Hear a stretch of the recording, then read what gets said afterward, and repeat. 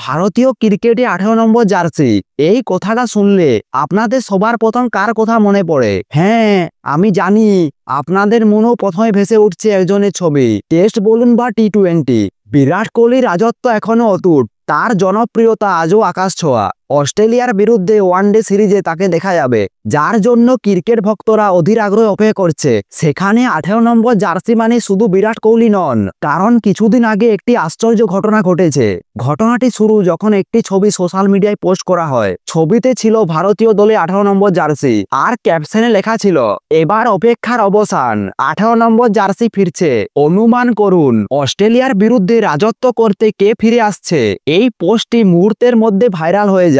সবাই কমেন্ট করেন বিরাট কোহলির নামে, কারণ সবাই ধরেই নিয়েছিল এই ঘোষণা বিরাট কোহলির ফিরে আসা নিয়ে। কিন্তু সেখানেই লুকিয়েছিল আসল টুইস্ট। ভারতীয় ক্রিকেটে 18 নম্বর জার্সিতে শুধু কিং কোহলি নেই, একজন কুইনও আছেন, তা অনেকেই হয়তো ভুলে গিয়েছেন। হ্যাঁ বন্ধুরা, আপনারা ঠিকই ধরেছেন, 18 নম্বর জার্সির আসল রহস্য লুকিয়ে আছে ভারতীয় মহিলা ক্রিকেট দলের তারকা ও সহ অধিনায়ক স্মৃতি মন্দনার নামের মধ্যে।